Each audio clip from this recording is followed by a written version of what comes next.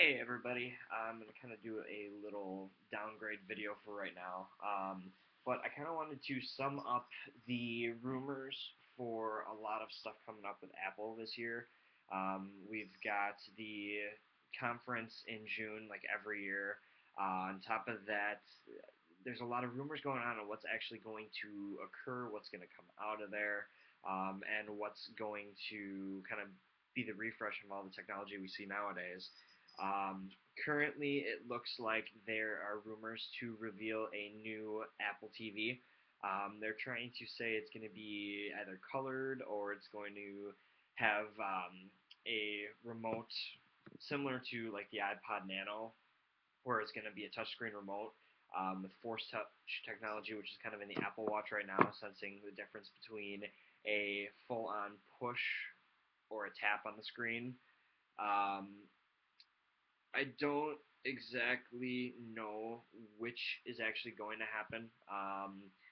There, it could just be different color. Another rumor going around right now is saying that it's going to have an app store to itself. Um, but going on, kind of,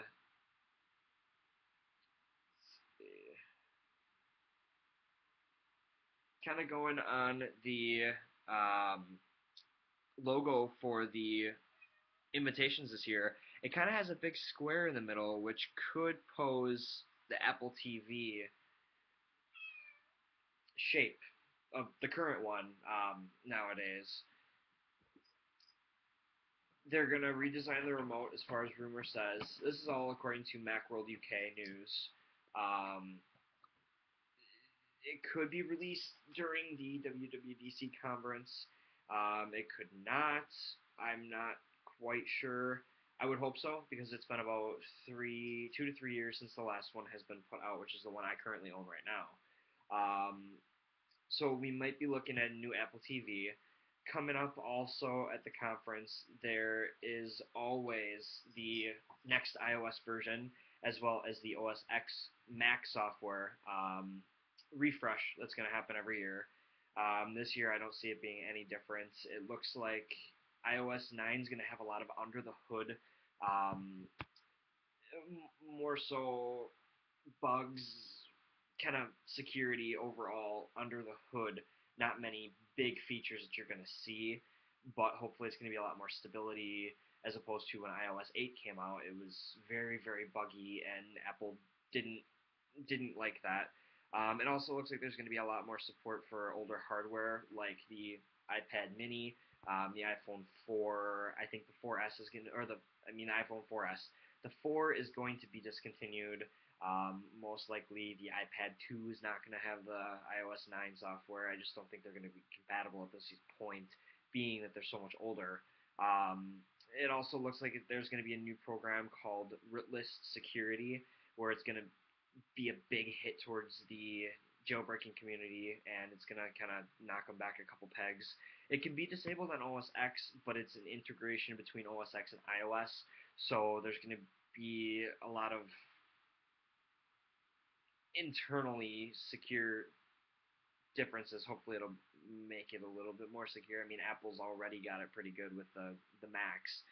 Um, so not too much out there for rumors on what's going to happen for iOS 9 yet, except for a huge overhaul under the hood, which is what everybody's kind of been saying right now.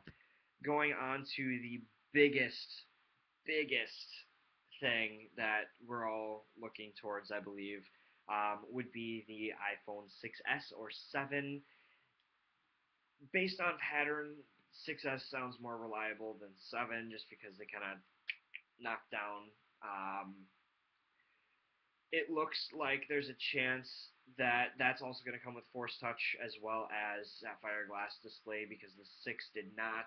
I mean, the 6 is very good, very durable. I mean, I've got my screen protector, my tempered glass screen protector on there. You can barely see except for like down here. Um, on top of that, the camera is awesome. Everything's I love the phone. It's fast. The processor is amazing. But it looks like the 6S could bring in a 12 megapixel camera as opposed to the 8 that's been on the last 3 or 4 generation phones. Better Touch ID. I know mine's pretty quick, but there are times too when I'm, working and I pick my phone out of my pocket, my hands might be sweaty, my fingerprint doesn't match awesome every time. Um, there's rumors of a 4-inch iPhone 6C. I doubt that's going to happen. I don't think they're going to introduce a third size back to the smaller ones again. I mean, when you got the 4 4S, those were with the 3.7-inch screen, and then you come out with the 5 and 5S at the 4-inch screen, and then the 4.7 with the 4.7-inch screen for the iPhone 6, and then the 5.5 for the 6 Plus. I don't think they're going to broaden it back down to 3 different screens again. But who knows? Apple tends to surprise us every now and then. On top of that, there is also a likelihood of having a rose gold iPhone 6 and 6 Plus to match the edition Apple Watch. I think it'd be brilliant. I love the color. I would buy one myself. I mean, I kind of changed it up this year with getting the black, but otherwise I've had the white and silver forever. So I changed it up this year and got the black 6. I might switch it up again, go to the rose gold, but that all depends. But just like when in the past when you went from the 4 to the 4S and they introduced Siri, there wasn't that many differences. Maybe a faster processor. There's a chance that it could go to the A9 processor, which will be funded or produced by Samsung. You could also have the 2 gig RAM upgrade. Additional microphone might do better for quality for audio. But other than that, there doesn't seem to be too much difference. There are always little things in between the bringing out a new model like the 6 and 6 Plus. That's why I think it's going to be the 6S and 6 Plus S or 6S Plus. It's not going to be a big overhaul. I mean, the colors, that some processors, a camera maybe, but it's not going to be a big design overhaul unless they surprise us. I mean, it could be, but big change going from a 6S or a 6 and 6 Plus to another new redesign is not going to be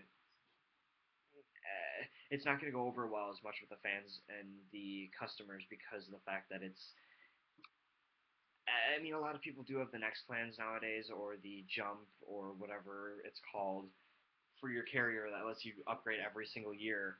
But there is not too much of a chance that everyone's going to be able to afford a new phone every year. But usual upgrades will go 18 to 24 months, so 2 year usually follows their pattern. I will be back with updates on iOS 9 as they come out, as well as any new software, new rumors. But the conference is in about 2 weeks or so, and so we'll see the first signs of iOS 9, what may be for features, and we'll also get a chance to see what's coming out for the iPhone 6S, 7, whatever they're gonna call it.